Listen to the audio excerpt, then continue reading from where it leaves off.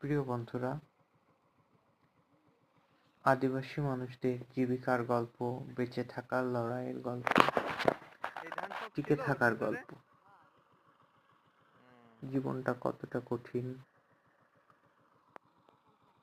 তারা চাইলেই বাজারে গিয়ে চাল কিনে ভাত রান্না করে খেতে পারে না।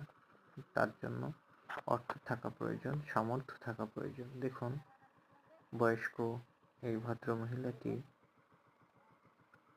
ইঁদুরের গর্ত খুঁজে বের করে ধানের ক্ষেত থেকে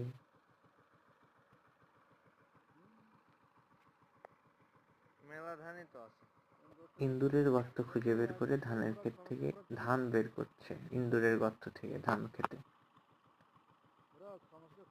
কঠিন পরিশ্রম, রোদের ভিতরে তার সরঞ্জাম একটি শাবল, লোহার তৈরি ধারালো অস্ত্র বিশেষ, একটি স্টিলের গামলা, একটি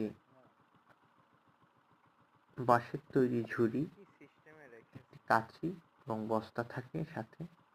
তারা মাঠের পর মাঠ এভাবে ঘুরে বেড়ায়। ঘুরে ঘুরে তারা ইঁদুরের গর্ত, তাদের অভিজ্ঞতা কাজে লাগিয়ে ইঁদুরের গর্ত খুঁজে বের করে এবং তারা বুঝতে পারে কোথায় ধান আছে, কোথায় ধান নেই। বের করে তারা একটু একটু গর্ত থেকে 5 কেজি 10 কেজি এরকম ধান তারা পেয়ে থাকে। দেখুন, ইনি কিন্তু বৃদ্ধ হয়ে গেছে, তারপরেও প্রকৃতির সাথে মিশে থাকার কারণে অনেক এখনো সুস্থ আছে।